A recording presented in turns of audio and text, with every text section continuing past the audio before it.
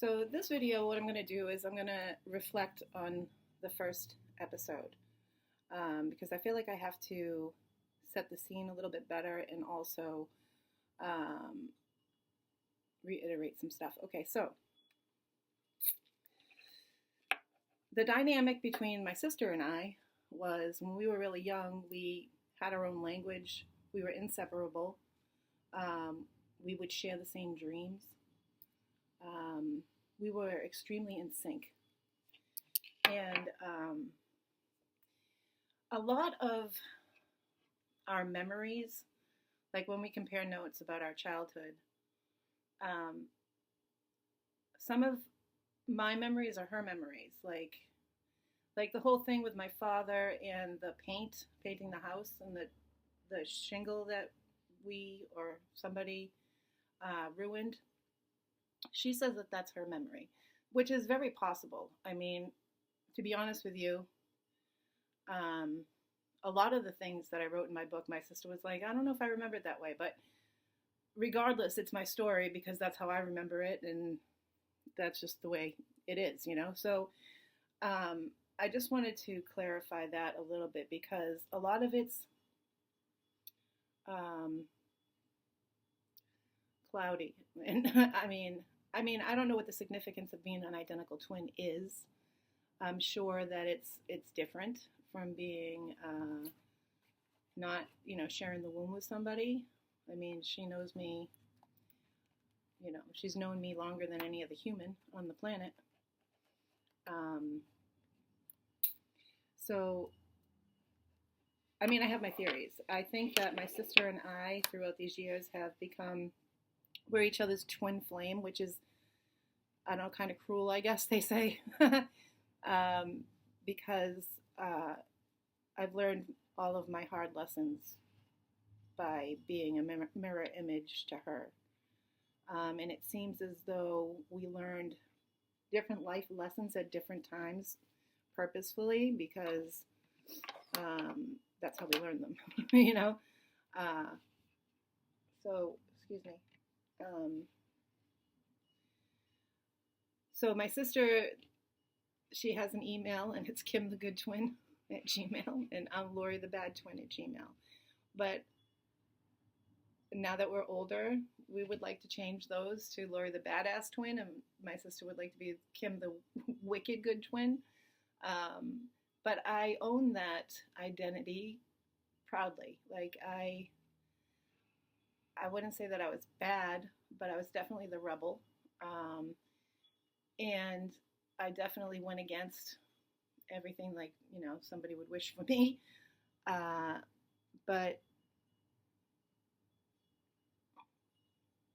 I don't understand a lot of the decisions my sister made. But she's doing a lot better than me right now. But still doesn't, everybody's on their own path, My sister and I are very close now. But for a long time, we didn't speak in our 20s. And I'll go into a little bit of that in the book. Don't smoke. It's a terrible, terrible habit. So I just wanted to explain that dynamic. And then my brother, he was tough to get along with.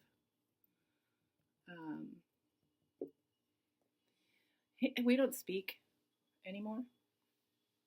We haven't spoken since my mother's funeral. But, not my mother's funeral, my mother's party, death party, I guess you could call it, I don't know, service.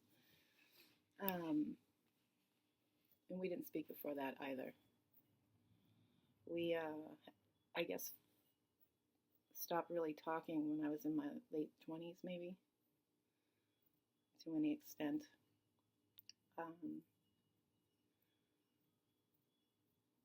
Yeah. So, my mom worked a lot, and I never thought that until I was 10, I thought everything was normal, loved my mother loved me. I thought I wasn't abused that I knew of, like I was definitely emotionally neglected, but I didn't know it at the time. Um,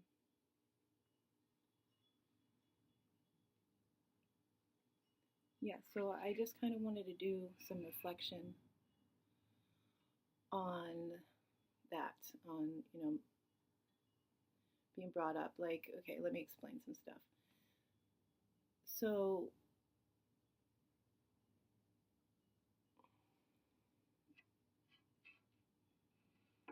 I know that my mother was struggling financially when I was young, really young.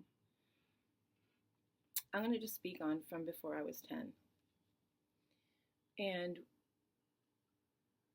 we went to school without breakfast often. Um, she didn't cook every night, but we ate something for dinner every day. Um, the only one that was put in extracurricular activities was my brother. He did every sport known to man. We were put into dance class when we were really young. I did gymnastics later in life, but we were in dance, and we were not graceful at all. But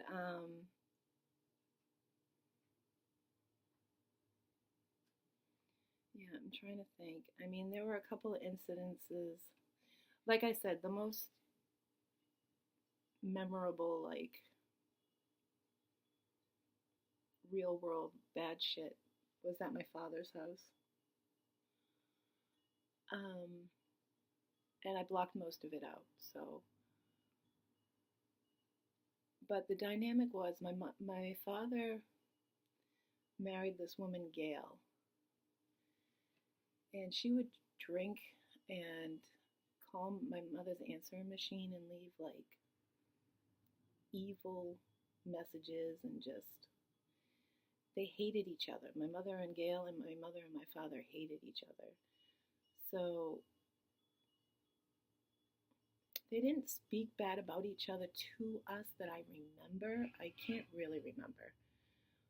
But I know that there was like no communication, so it was totally separate. Like there was no talking about my father to my mother, there was no talking to my father about my mother, whatever. Like there was none of that. And my father adopted her son, who was 18 at the time, adopted him when he was 18. So now we had a stepbrother that got all of my father's love. Um, and he was significantly older than me, obviously. So I never really had any kind of relationship with him. But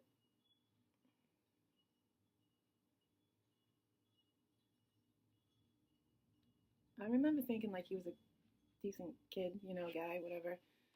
I had no ill feelings towards him, nor did I towards Gail at first. Um, but a lot of the times you could tell that she was annoyed that we were there. I mean, once or twice I remember having a really good time with her, preparing dinner or something.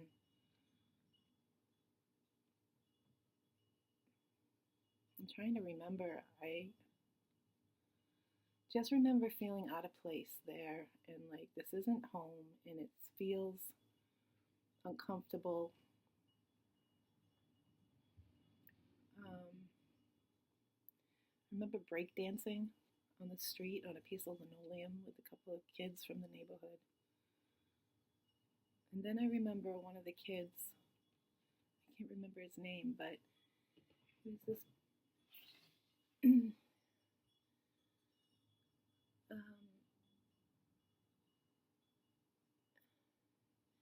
I remember he told us, well, not told us, but I remember the fire trucks there one day. And I remember, I don't know, somebody told us that his house caught on fire from an electric heater, and most of the family members died in the fire. And that was the first like tragedy I remember, like real tragedy that like made me think about, wait, the people I love could die. I didn't really think about it before then. I guess I learned how fragile life was at that point. Um,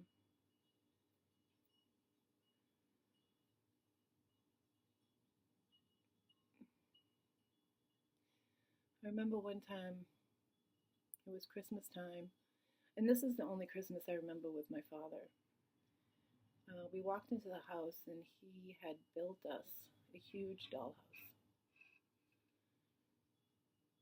And it was the coolest dollhouse ever.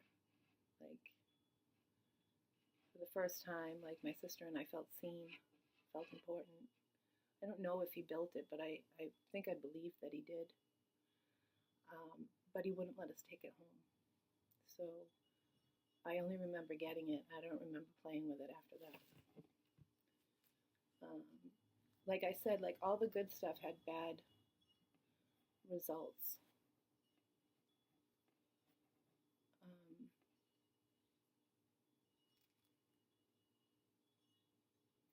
I barely remember what my father looked like.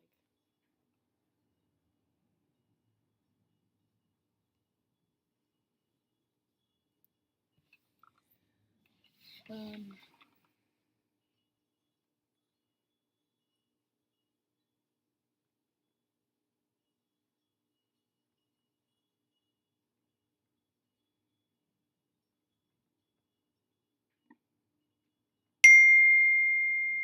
Sorry.